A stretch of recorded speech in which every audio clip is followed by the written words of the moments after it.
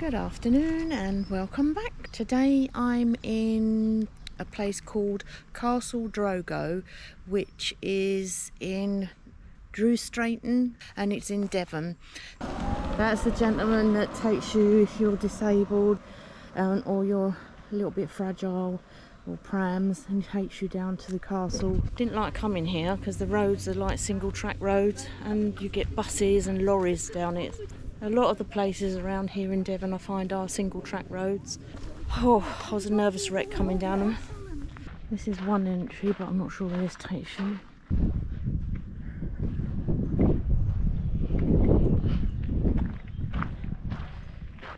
Part of the garden. That's the way that you come in. That's the other side of the castle. Castle Drogo was constructed between 1911 and 1930. It is the last castle built in England. The client was Julius Drewe. And these are the views over the wall. That's looking in the distance, and then you look down. You've got a path and a walkway around there as well.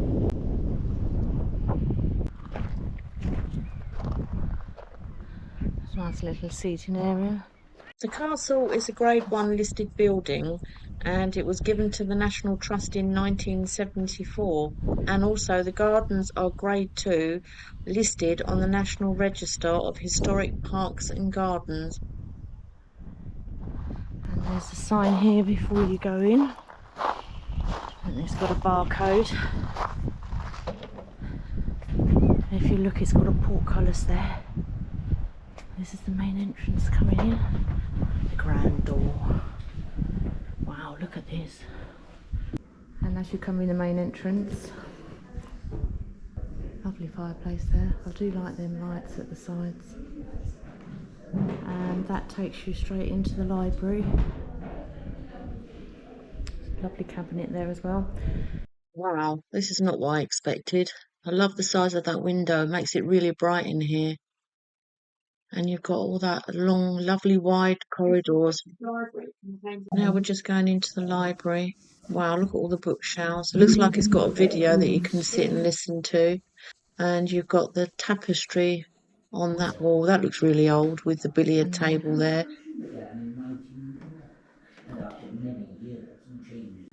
And as you enter the library, straight in front of you is a large table with pictures of people and a little bit of history about who used to live here.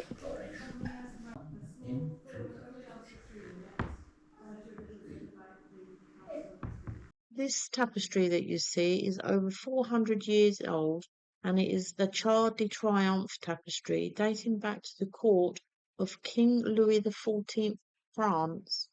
That's a really lovely grandfather clock. Look at the detail on it. It's really nice. I like that. Don't see many these days. And now we're going on into the drawing room. And this drawing room has some really lovely furniture in, and pictures and tapestries on the wall.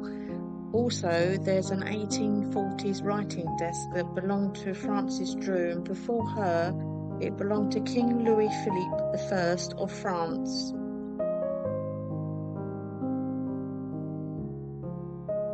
These two chandeliers are Venetian chandeliers. They were bought by Julius and Francis Drewe during their honeymoon in 1891, and they are stunning.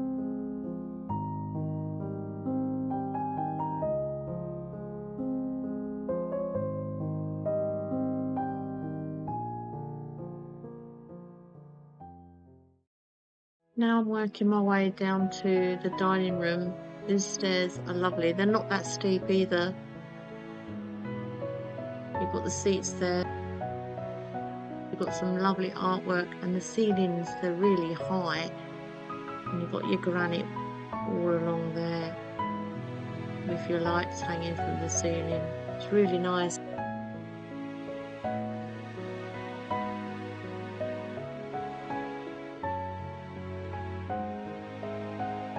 And this window that looks out onto the garden makes it really bright in here.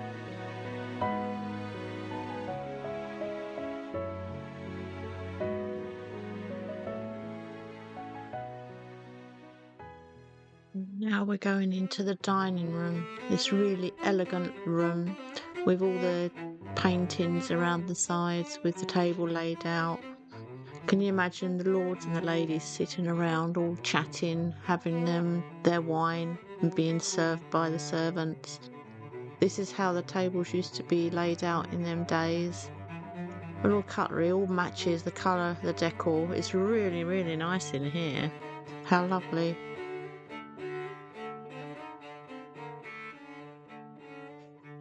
Massive fireplace.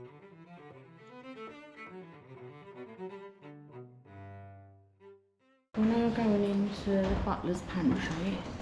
This would be their telephone system inside the building.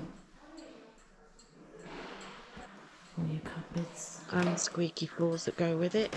Also in each room you do get a laminated sheet to explain about each room and what it was used for.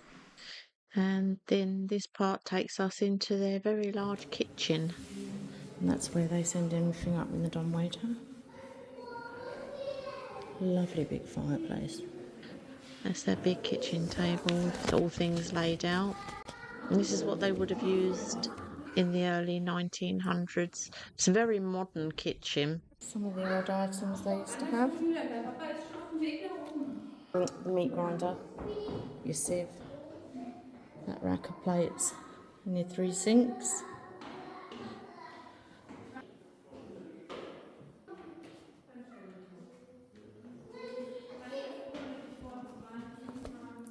And then this is the scullery. Absolutely huge. Pickles and bread. What's that bread bin? It's massive. It's the rest of the larder. Wow, the kitchen is huge and their cupboards are massive. They had a lot of store areas here for their food as well. That leads it out into a little courtyard. Probably to have the heat escape where they can keep cool, all the cooking they used to do. This place is like a little maze. You go up a few stairs, then you've got a little bit of an area, then you go up another lot of stairs and it takes you somewhere else. And this corridor now takes us up to the nursery.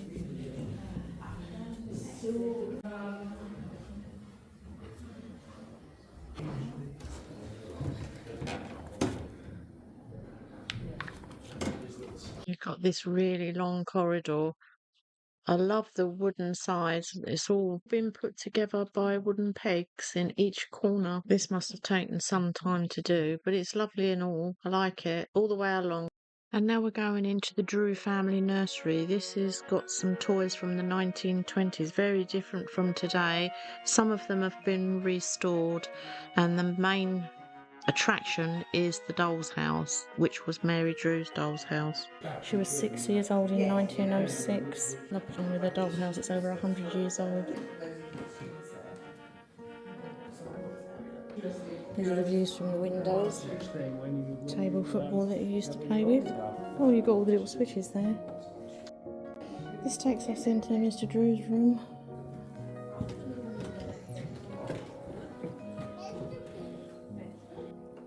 This was his dressing room, contained his 18th century mahogany wardrobe. It's beautiful, it's massive. It's lovely.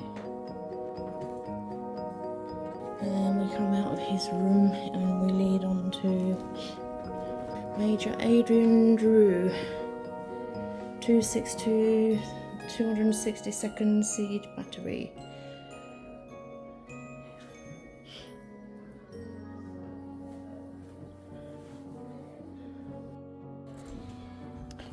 We are now going into the boudoir.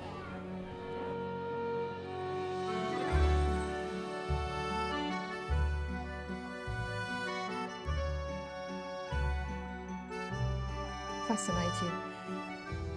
Mind you, he was a self-made millionaire at that time. A lot of money then. It's lovely here. Well worth the visit. Well, this leads you into his toilet. Let's have a look at the view. That's nice.